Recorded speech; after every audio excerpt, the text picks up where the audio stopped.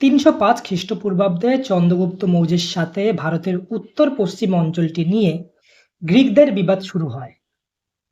বিবাদ শেষে তাদের মধ্যে একটি শান্তি চুক্তিও হয় এবং স্থায়ী বন্ধুত্ব বজায় রাখবার জন্য গ্রিকরা মেগাস্তিনিস নামে এক দূতকে পাটলিপুত্রে পাঠায়।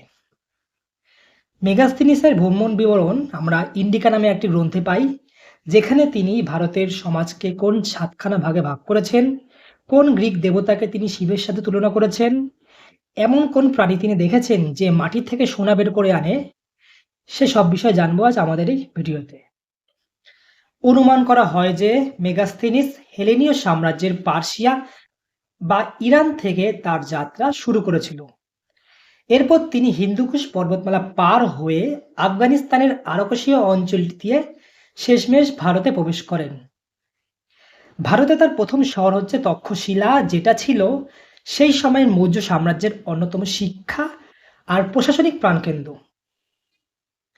অবশেষে সিন্ধু নদ আর পাঞ্জাব পেরিয়ে তিনি একসময় গঙ্গা আর যমুনার তীরবর্তী অঞ্চলে এসে পৌঁছালেন। পাঞ্জাব অতিক্রম করার পর তিনি মৌর্য সাম্রাজ্যের বিখ্যাত রাজপথ উত্তরপথকে অনুসরণ করতে শুরু করেন। এই পথটি সিন্ধু নদের মোহনা থেকে শুরু হয়ে রাজধানী পাটলিপুত্র পর্যন্ত বিস্তৃত ছিল। বর্তমানে এটিকেই আমরা গ্র্যান্ড ট্রাঙ্ক রোড হিসেবে চিনি। আর এভাবে দীর্ঘ পথ পাড়ি দিয়ে মেগাস্তিনিস পৌঁছালেন পাটলিপুত্রে।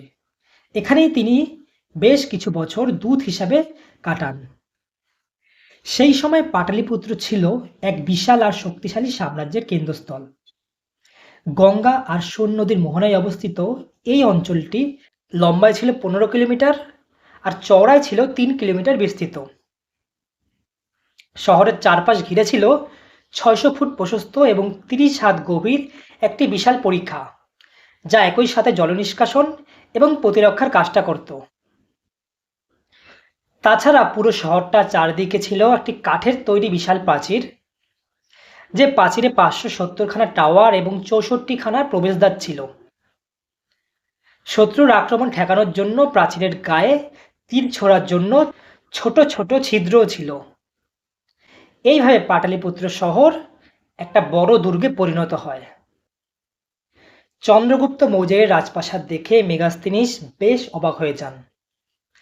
তার মনে হয়েছিল এই প্রাসাদ পারস্যের সুসা বা একবানটানা শহরের যে কোনো প্রাসাদের চেয়ে যথেষ্ট সুন্দর।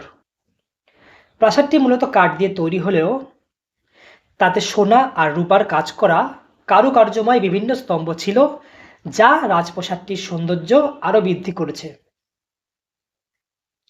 এছাড়া পাটলিপুত্রের শাসন ব্যবস্থা নিয়ে তিনি এক বিস্তারিত বিবরণ দিয়েছেন।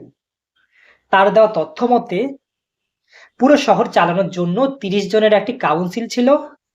এই কাউন্সিল আবার ৬টি আলাদা কমিটিতে বিভক্ত ছিল, যেখানে প্রতিটি কমিটিতে ৫ জন করে সদস্য থাকতেন। এই কমিটির মূলত কাজ ছিল শিক্ষা, বাণিজ্য, আইন শৃঙ্খলার মতন বিষয়গুলো দেখাশোনা করা। ভারতের ভূগোলকেও মেগাস্তিনিস তার বর্ণনায় স্থান দিয়েছেন। তিনি ভারতকে একটি চতুর্ভুজ আকৃতির দেশ হিসাবে বর্ণনা করেছেন, যার পূর্ব আর দক্ষিণ দিক সমুদ্র দিয়ে ঘেরা ছিল, আর যার উত্তরে ছিল একটি বিশাল পর্বতমালা কার্কেসাস বা হেমোডোস, যাকে আমরা হিমালয় নামে চিনি। এছাড়া গঙ্গা, সিন্ধু, সোন সহ ভারতের মোট ৫৮খানা নদীর নাম তার লেখায় আমরা পাই। নীল নদের পর সিন্ধু নদকে তিনি বিশ্বের দ্বিতীয় বৃহত্তম নদী হিসেবে বর্ণনা করেছেন। এই নদীগুলোই ছিল তৎকালীন সময়ে ভারতে কৃষিকাজের প্রধান ভরসা। এছাড়া গঙ্গার তীরে গড়ে ওঠা গঙ্গা রাজ্য বা গঙ্গা রিডোর কথাও তার লেখা থেকে আমরা জানতে পারি, যা ছিল আলেকজান্ডারের কাছে এক অজেয় শক্তি। তিনি লক্ষ্য করেছিলেন যে এখানকার আবহাওয়া বেশ গরম, তবে যেহেতু ভারতে দুবার বর্ষা হয়, তাই এখানকার মাটি এতটাই উর্বর যে কখনো দুর্ভিক্ষ হতো না। অর্থনৈতিক দিক থেকেও ভারত ছিল বেশ সমৃদ্ধ। সোনা, রূপা, তামা, টিনের মতন খনিজ সম্পদে এই দেশ ছিল ভরপুর। এইসব খনিজ সম্পদ অলংকার তৈরির পাশাপাশি উন্নত মানের অস্ত্রশস্ত্র বানাতেও বেশ কাজে লাগত।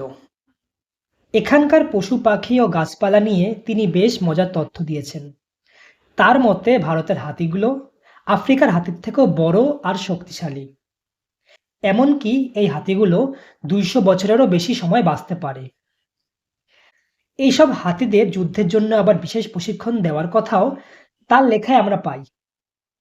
মেগাস্থিনিস এমন এক প্রাণীর কথা বলেছেন যার শরীর ঘোড়ার মতন, হরিণের মতন যার পা এবং মাথায় একটি কালো রঙের শিং। অনেকটা ইউনিকর্নের মতন দেখতে এই প্রাণীটিকে বিভিন্ন ঐতিহাসিক একশৃঙ্গ গন্ডার বলে বর্ণনা করেছেন। মেগাস্থিনিস আরও এক রহস্যময় দাবি করেছেন। তার মতে ভারতের উত্তরে এক বিশাল পিঁপড়ে বাস করে যারা মাটি খুঁড়ে সোনা বের করে আনেন।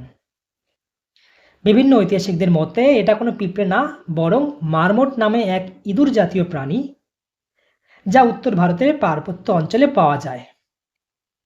এছাড়া তিনি তোতা পাখি, ময়ূর, বাঘ এবং বিশালাকার সাপ অজগরের কথাও তার লেখায় উল্লেখ করেছেন। সেই সময়কার সমাজ কেমন ছিল সেই বিষয়ে মেগাস্থিনিসের লেখায় কিছু স্পষ্ট আভাস পাওয়া যায়। মেগাস্থিনিস পেশার ভিত্তিতে ভারতীয় সমাজকে মূলত ৭খানা ভাগে ভাগ করেছে, যেমন দার্শনিক, কৃষক, পশুপালক ও শিকারী, কারিগর, যোদ্ধা, পরিদর্শক বা তত্ত্বাবধায়ক এবং মন্ত্রী বা পরামর্শদাতা। মেগাস্থিনিস ভারতের সমাজ নিয়ে আরও কিছু মজার কথা বলেছেন। তার কথায় ভারতীয়রা বেশ ধার্মিক এবং সৎ, তারা কখনো মিথ্যা কথা বলতো না। এমনকি তাদের মধ্যে এতটাই ভরসা ছিল যে নিজেদের ঘরবাড়িতে তারা তালা অবধি দিত না। এছাড়া ছোটোখাটো বিবাদের জন্য তারা আদালতের কাছে না গিয়ে নিজেরাই তা মিটিয়ে নিত। মেগাস্থিনিস আরও লক্ষ্য করেন যে ভারতীয়রা মূলত নিরামিষাশী এবং ভাত তাদের প্রধান খাদ্য। তিনি ভারতকে এক প্রাচুর্যের দেশ হিসেবে বর্ণনা করেছেন যেখানে দুর্ভিক্ষের কোনো অস্তিত্ব নেই। বিবাহের ব্যাপারে তিনি বলেছেন যে ভারতীয়রা বহুবিবাহ করত ঠিকই, কিন্তু বিয়েতে কোনো যৌতুক নিত না। তবে নিজের জাতের বাইরে গিয়ে বিয়ে করায় বেশ কড়াকড়ি ছিল। এছাড়া তিনি সমাজ ব্যবস্থায় নারীদের গুরুত্বের কথা উল্লেখ করেছেন। তার লেখায় একদিকে নারী দার্শনিক ও নারী দেহরক্ষী যেমন সমাজে নারীদের প্রাধান্যকে প্রতিষ্ঠা করে, অন্যদিকে বহুবিবাহ ও সতীদাহর মতন ঘটনা নারী জাতির বিভিন্ন সমস্যাকে ইঙ্গিত করে। মেগাস্থিনিসের মতে ভারতে কোনো দাস ছিল না, সবাই ছিল স্বাধীন। প্রকৃতপক্ষে মৌর্য যুগে দাসপ্রথা কিন্তু ছিল। গ্রিসের দাসদের তুলনায় ভারতের দাসরা যথেষ্ট ভালো ছিল এবং ভারতীয় দাসদের সাথে মানবিক ব্যবহার করা হতো এবং তারা চাইলে যে কোনো সময় মুক্তি পেতে পারত। হয়তো এই পার্থক্যের কারণেই মেগাস্থিনিস ভারতে দাসপ্রথার অস্তিত্ব বুঝতে পারেননি।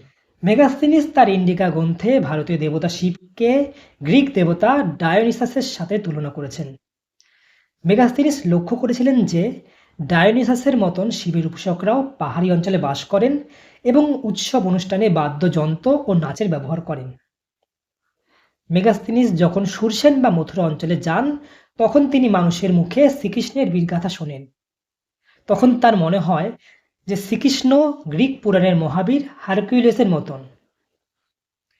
এভাবেই তিনি গ্রিক আর ভারতীয় ধর্মকে এক সুতোয় বেঁধে দেন। শাসন ব্যবস্থা সম্পর্কে মেগাস্থিনিস বেশ বিস্তারিত কিছু বর্ণনা আমাদের দিয়েছেন। তার মতে পুরো শাসনের কেন্দ্রবিন্দু ছিল সম্রাট স্বয়ং। সম্রাট নিজেই বিচার ব্যবস্থা পরিচালনা করতেন। সামরিক দিক থেকে মৌর্য সাম্রাজ্য ছিল বিশাল এবং সুশৃঙ্খল। এই পুরো বাহিনী চালাবার জন্য ৩০ জনের একটি কমিটি ছিল, যারা আবার ৬টা আলাদা ভাগে কাজ করত। এই ভাগগুলো হলো নৌবাহিনী, পদাতিক, অশ্বারোহী, রথবাহিনী, হস্তি বাহিনী, রসদ বা পরিবহন বাহিনী। মেগাস্থিনিস আরও লক্ষ্য করেছেন যে শাসন ব্যবস্থা এখানে বেশ কঠোর ছিল। ছোটোখাটো অপরাধের জন্য মৃত্যুদণ্ড বা অঙ্গচ্ছেদের মতন কঠিন শাস্তিও দেওয়া হতো, যাতে সমাজে অপরাধ কম থাকে। ভারতের প্রাকৃতিক গঠন থেকে শুরু করে সমাজ, শাসন ব্যবস্থা সবকিছুতেই এই বিদেশি পর্যটককে মুগ্ধ করেছে। তিনি প্রায় ৩০২ খ্রিস্টপূর্বাব্দ থেকে ২৯৮ খ্রিস্টপূর্বাব্দ সময় অবধি ভারতে ছিলেন। ভারত থেকে ফিরে গিয়ে তার এই সব অভিজ্ঞতা নিয়ে তিনি ইন্ডিকা নামে একটি বই লেখেন। যদিও এই মূল বইটি আর আজকে পাওয়া যায় না, কিন্তু পরবর্তী সময়ের অন্যান্য গ্রিক লেখকদের বর্ণনায় এই বই সম্পর্কে আমরা অনেক ইনফরমেশন পাই। সর্বশেষে বলা যায় যে মেগাস্তিনিস শুধু একজন দূত ছিলেন না, তিনি ছিলেন দুটি প্রাচীন সভ্যতার মেলবন্ধনের কারিগর।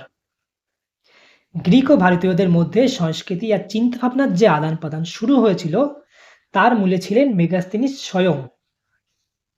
তিনি প্রথম যিনি ভারতীয় সমাজকে বহির্বিশ্বের কাছে তুলে ধরেন, আর তার দেওয়া এই তথ্যের জন্যই আজ আমরা মৌর্য যুগের ইতিহাসকে এত স্পষ্টভাবে জানতে পাই।